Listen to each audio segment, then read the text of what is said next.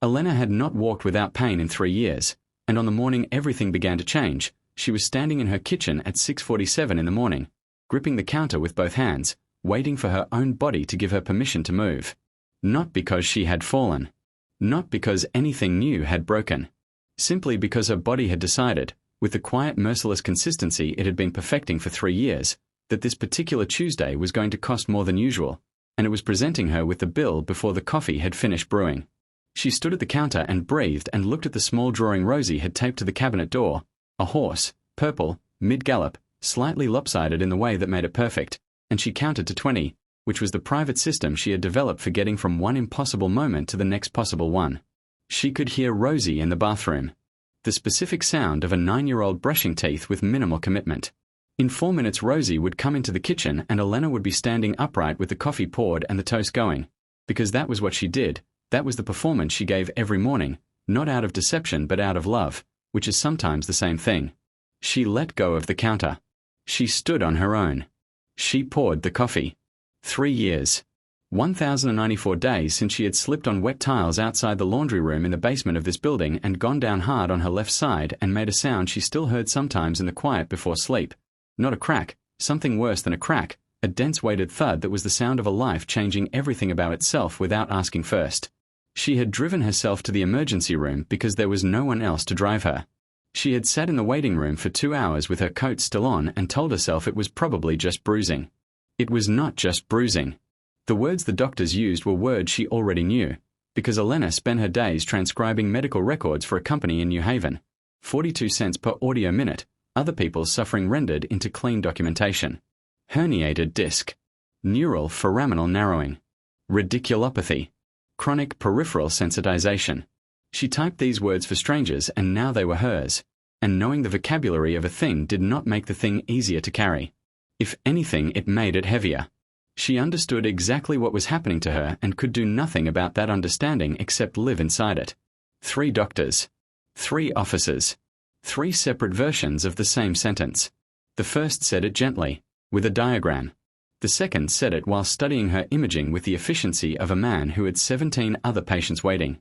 The third said it with his eyes on his laptop screen, and what they all meant, beneath the different words and the different rooms, was this: the window has closed, the damage is chronic, what we are offering you now is management and not resolution, and you should learn to think of this as your life. She had thanked each of them. She had driven home from each appointment in silence with the radio off and both hands on the wheel, and she had come back to this apartment and this kitchen and this child, and she had made dinner and helped with homework and read bedtime chapters and kissed a small warm forehead and closed a bedroom door and then sat alone in the dark and held what she had been told and tried to figure out how to put it somewhere she could survive. She had rebuilt her life once already, after Kevin left. She knew how reconstruction worked, what was essential, what had to go, how to make a smaller life and learn to call it enough. Kevin was in Phoenix now. He called Rosie on her birthday. Rosie drew horses on everything and did not talk about her father much, which was its own quiet ache that Elena carried separately from all the others. She had stopped believing she would get better somewhere around the end of that first winter. Not dramatically. The way a fire goes out, a long slow diminishment and then a stillness. She stopped researching treatments. She stopped keeping her list of questions. She reorganized her expectations around the new reality. The way you reorganize a room you've accepted will never be what you intended. Making the best of what's there, learning to call the constraints a kind of design. Then Mrs. Anand mentioned the community center on Delfino Street for the 4th time in 3 weeks, and slid a flyer under Elena's door with the particular gentle persistence of a woman who expresses love through information, and Elena lay awake that night thinking about Rosie, who had started leaving a glass of water on her nightstand every evening, full, with a coaster underneath so it wouldn't leave a ring, and the care in that gesture was so deliberate and so quietly devastating that something in Elena shifted, not toward hope exactly, but toward refusal. Whatever her daughter was watching her become, she was not willing to become it without one more fight. The community center program was free and on the ground floor. The instructor was named Patrice and spoke in the relentlessly encouraging tone of someone who had never experienced chronic anything. Elena sat in the second-to-last row and did approximately half of what Patrice demonstrated and told herself showing up counted. She went twice and quit. Went back and quit again. Came back a 3rd time. It was somewhere in this reluctant orbit that she first noticed the man in the grey jacket. He sat against the back wall in a folding chair, outside the group semicircle, with a worn spiral notebook open on his knee and a mechanical pencil moving across it in small dense strokes. He wasn't watching the class. He was somewhere entirely inside his own thinking, the particular quality of concentration that has actual weight to it. A little girl sat beside him, 7 or so, dark-haired, sneakers with lights in the soles, and then disappeared through the back door, and the man's left hand moved to the empty chair and rested there for a moment before returning to his side. It was a small gesture. It lasted a second. Elena almost missed it, and then she didn't miss it, and something about what it contained, the habit of reaching toward someone, the absence where a person used to be, landed in her chest without announcement.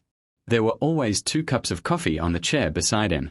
For 3 weeks she assumed the second was for whoever he was waiting for. Then she realized no one ever came for it. The 4th week, she was running on nothing. Rosie had had a bad dream at 2 in the morning and Elena had lain awake for hours afterward, the pain doing its 4 in the morning thing where it abandoned all pretense of manageability, and she stood beside his chair and he said, without looking up, "For anyone who wants it. I always get 2. She sat down. She picked up the coffee.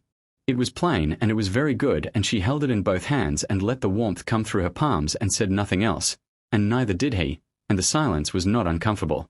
It was, in fact, the most comfortable she had felt in a room in quite some time. She asked him, a few Thursdays later, what he was always writing. He turned the notebook toward her, not handing it over, just making it visible, the way you open a door partway when you're deciding how much to let someone in. The page was dense with anatomical sketches and arrows and columns of precise notation and calculations. The page of someone who had been thinking very hard about one specific thing for a very long time. He told her about his wife.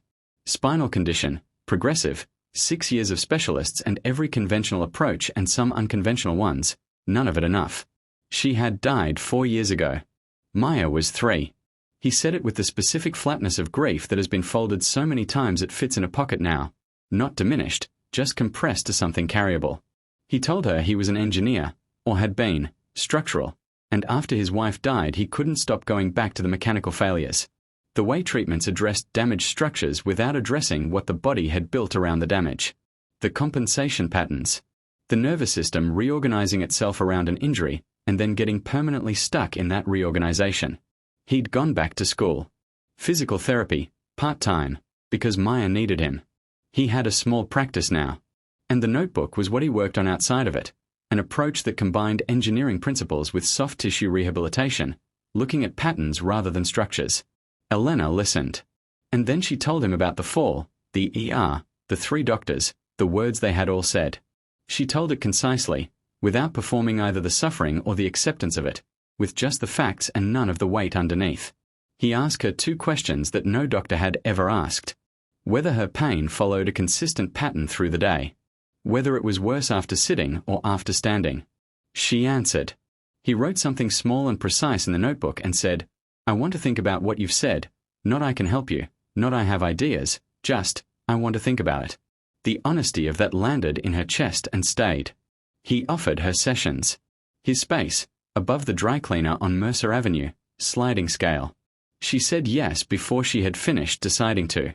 Before the wall she had built against further disappointment could fully convene and vote on the matter. She drove there on a Tuesday in November, sky flat white, dry cleaner steaming below. 6 stairs to the top. She counted them. Inside, warm cedar floors, a treatment table, carefully positioned supports, and on the wall beside the window, Maya's drawings. Horses. Bold and certain, the way children draw what they love before they learn to doubt the loving. Elena stopped when she saw them, because Rosie drew horses. On everything. In every margin and on every scrap of paper, and once, memorably, on the inside cover of a library book that had required a difficult conversation. "My daughter draws those," she said.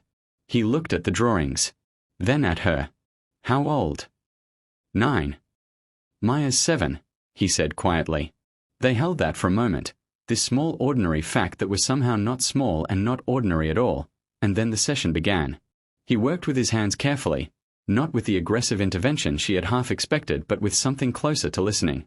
Hands that asked questions through touch and waited, without impatience, for the body's answer.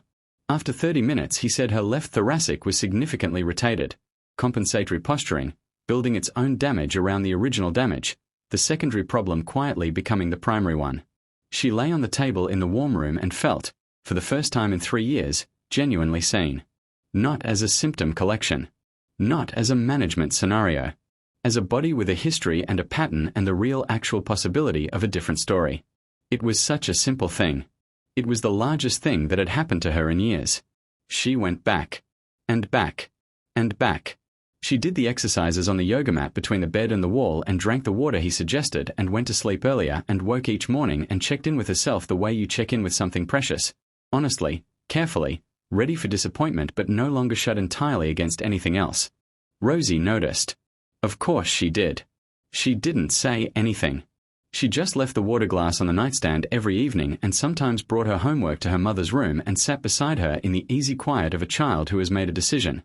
I am here. I am staying. I am watching. The pain was changing. Elena wouldn't say that yet, not aloud, because she had confused fluctuation for progress before and she knew the difference and she was waiting for enough data to be certain. But the edge of it, that electric unpredictable quality that had made it feel like something that could ambush her at any moment, was softening into something duller, something she could anticipate rather than simply survive. 6 consecutive nights without waking in pain. On the morning of the 7th, she lay in the grey early light and felt the quiet of her own body and thought, there it is. That is the trend. She told Marcus. Plainly, with the specific details, 6 nights, the quality of sleep, the level on waking, the difference from before. He listened and wrote and asked 2 questions and said, without performing anything, that's meaningful. I know, she said. He looked at her. She looked at him. The warm room, the cedar floor, the horses on the wall, the ordinary sound of Mercer Avenue outside. Something between them that didn't need to be named or reached for. Something that was simply, quietly, real. She sat in her car in the parking structure afterward and put her foot on the brake pedal she hadn't used in 8 months and pressed it. It didn't hurt. She put her forehead on the steering wheel and cried from somewhere very deep and very private, from the place where you store the things too important to say out loud, the surrenders you never announced, the hopes you buried so carefully you almost forgot where you put them. She was not better yet. She wanted to be precise about that, even alone. Not healed. Not rescued. Not standing at the end of a story. She was standing at the beginning of something she didn't yet have language for, in a parking structure in Bridgeport in December, with her forehead on a steering wheel and tears she had earned, and somewhere 2 floors above a dry cleaner a man with a worn notebook was writing something down, and somewhere across the city her daughter was drawing a horse, pressing hard with a marker, filling in every detail, believing without question that her mother was going to be fine. And for the first time in 3 years, Elena thought she might be right. The first time Elena walked down the stairs of her building without holding the railing, she grabbed it again immediately. Not because she lost her balance. Not because the pain returned in that sudden electric way it used to arrive without warning. She grabbed it because her hand had been reaching for that railing every single morning for 3 years, and the body remembers its fears long after the reasons for them have begun to dissolve, and her hand moved before her mind could tell it things were different now. She stood on the second step with her right hand wrapped around the cold metal rail and her left hand hanging free at her side, and she looked down at the remaining flight of stairs below her, and then very deliberately, with the specific intentionality of someone making a choice that cost something, she let go. She stood there for a moment without holding anything. Then she walked down. Step by step. Not painlessly. She wasn't there yet, she would be honest about that, but without the bracing, without the internal negotiation, without the counting. She reached the bottom and stood in the dim lobby of her building in her coat with her bag over her shoulder, and she looked back up at where she had come from, and the distance seemed both very short and very large, the way distances do when you have been measuring them in a different unit than miles. She did not cry right then. Rosie was 2 steps behind her. She cried later, in the parking garage, with her forehead against the steering wheel, in the dark. But at the bottom of those stairs she just stood and breathed and let the fact of it be real, and that was enough. That was, in that moment, more than enough.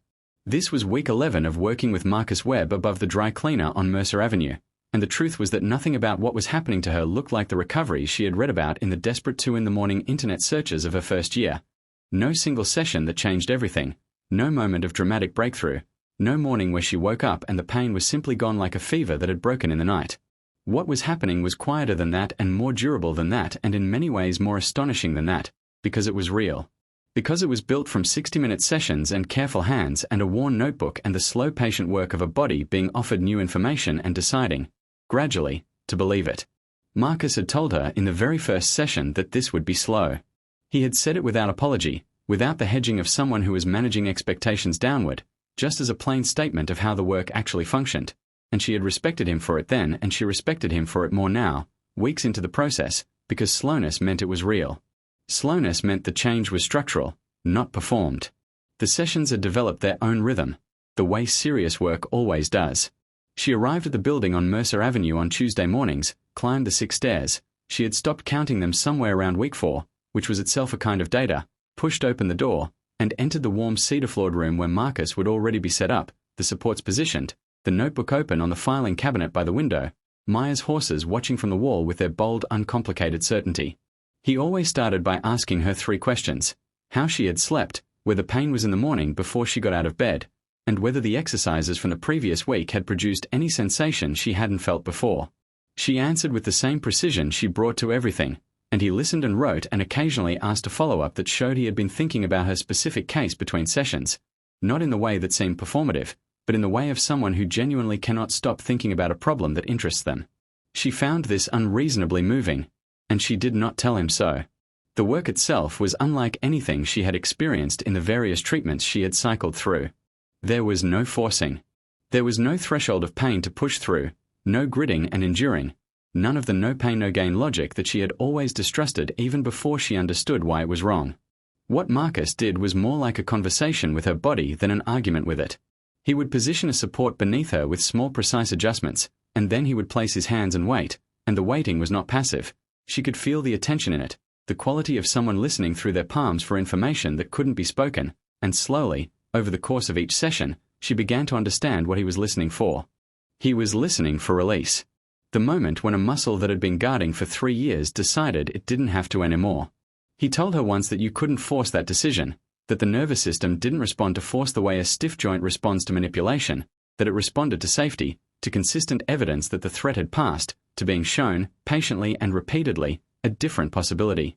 And when it decided, when the body's ancient defensive intelligence finally accepted that the emergency was over, the release was subtle and profound, like watching something that had been clenched for so long it forgot it was clenched slowly, open. She felt it for the first time in week 5. She was lying face down on the table with a precisely positioned cushion under her left hip, and Marcus was working along the left side of her thoracic spine with the heel of his hand, not pressing, just present, and she felt something let go that she didn't have a name for. Not a pop, not a crack, not anything dramatic. Just a loosening, like a fist opening, somewhere deep in the tissue alongside her spine. She made a sound. There, Marcus said quietly. Not triumphantly. Just noting it. Acknowledging it the way you acknowledge something true. She lay there for a moment in the aftermath of it, and her eyes were wet, which she hadn't expected, which embarrassed her, which she then decided not to be embarrassed about because she had been carrying that tension in her body for 3 years and something releasing that had been held that long deserved whatever response it produced. Sorry, she said. Don't be, he said. That's appropriate. She laughed, unexpectedly, through the tears. And the laugh and the tears together in that warm room above the dry cleaner were something she could not have predicted and could not have explained and did not try to. The exercises he gave her were specific and unglamorous, and she did them every morning on the yoga mat between the bed and the wall with the focused consistency of someone who has decided that this particular thing matters and is going to treat it accordingly. Not because she had been told to. Because she understood them now, understood the purpose of each movement, the specific neurological message each one was designed to send, the way they were building, day by day, a new pattern of information in a nervous system that had been running a very old and very frightened program for 3 years. Understanding the why of something changes your relationship to the doing of it. She had always known this about her work. Now she knew it about her body.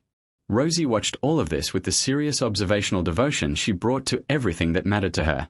She didn't ask questions. This was one of Rose's particular gifts, the ability to pay attention without demanding that the thing being observed account for itself. She just watched her mother do the exercises in the morning and leave for Mercer Avenue on Tuesdays and come home with a quality of presence that was different from what she'd had before. More continuous, somehow. Less interrupted. She left the water glass on the nightstand every night. She still drew horses on everything. But something in the drawings had shifted. They were larger now, more confident, the horses taking up more of the page, running into the margins without apology. Elena noticed this and did not say anything about it, but she saved several of them in the box where she kept the things she needed to keep. The night before week 11 session, Elena lay awake in the dark and conducted an honest inventory. This was something she did periodically, had been doing for years, a private accounting of where she actually was versus where she was performing herself to be. She did it because she had learned that the gap between those two things, when left unexamined, had a way of becoming the most dangerous distance in her life. The honest inventory said this: the baseline pain, the pain that was simply always there in the background of every day, had reduced by something she estimated at 60%. Not gone. 60%.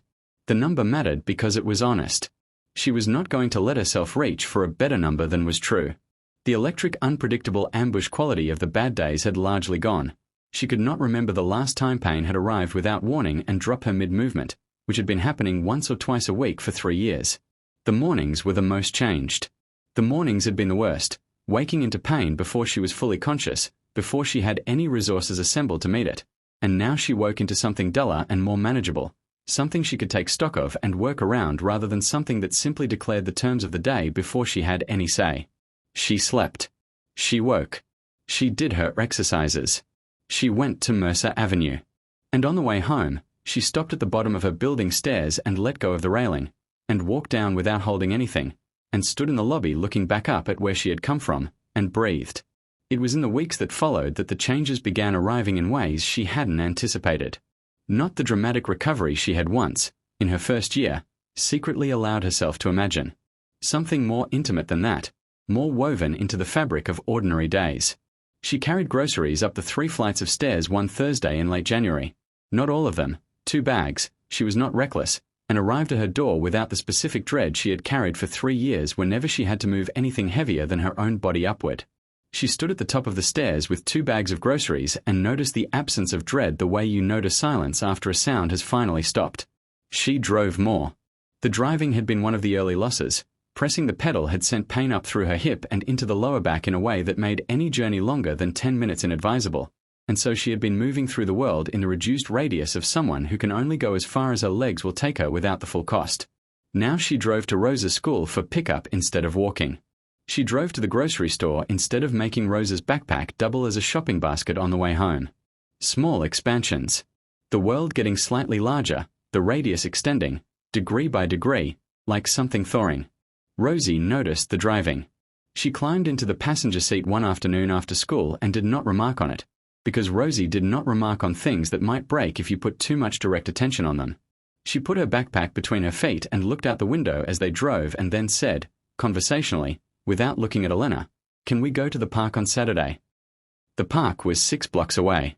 They had not been to the park in a year. "Yes," Elena said. They went on Saturday. They walked the 6 blocks. Elena set a pace she could maintain and did not apologize for it, and Rosie matched it without comment, and they walked through the February cold to the park and Rosie ran ahead to the swings while Elena sat on a bench and watched her daughter become briefly, entirely, luminously 9 years old. Just a child on a swing set, just the specific joy of height and momentum, no vigilance, no quiet monitoring of a mother's pain levels, just the uncomplicated physics of a swing and a girl who was momentarily free of everything except the pleasure of going higher. Elena sat on the bench with her gloves in her lap and the cold on her face and watched, and felt something so large she could not organize it into a single emotion. It was grief and gratitude and fury and relief all at once. Grief for the year they had not come to the park, gratitude for the bench she was sitting on without bracing herself, fury at the 3 years and the 3 doctors and the management not resolution sentence that had tried to become her permanent address, and relief, enormous and specific and earned, at not living there anymore. She called Marcus from outside his building one Thursday in March, the week she walked 4 consecutive blocks without stopping, past the bakery and the pharmacy and the school with the peeling mural and back, and he answered on the second ring, and she said, "I walked to the corner of Mercer and 5th and back." A pause. "Which corner?" he said. "5th and the bakery." Another pause. She heard him exhale. Not a performed reaction. Just a person receiving information that mattered to them and breathing through what it meant. "That's good," he said quietly. "That's really good." She stood on the sidewalk in the March wind with the phone against her ear and tried to find words that were large enough. She had spent 3 years surrounded by medical vocabulary, precise, technical, comprehensive, and none of it had a term for what she was trying to say, which was, "You gave me back the ordinary, and the ordinary turns out to be everything, and I did not know until I lost it how completely it is everything. And I am standing on a sidewalk in the wind, and I walked 4 blocks without stopping, and I want you to understand what those 4 blocks contain." She couldn't say all of that. So she said, "Thank you." She said it knowing it wasn't sufficient. She said it because it was the truest available thing. "Come Tuesday," Marcus said. "We've still got work to do." She smiled. She put the phone in her pocket.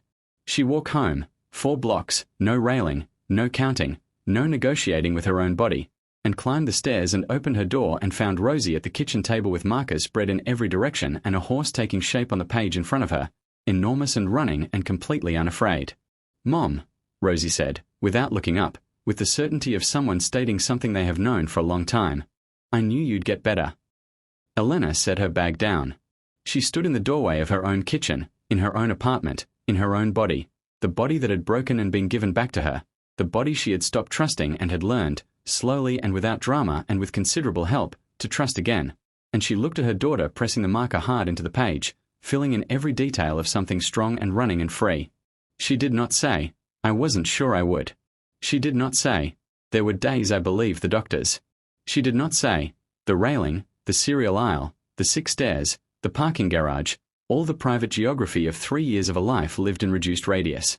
She said, "I know, baby." She went and sat beside her daughter. She picked up a marker. And for the first time in 3 years, she drew something too.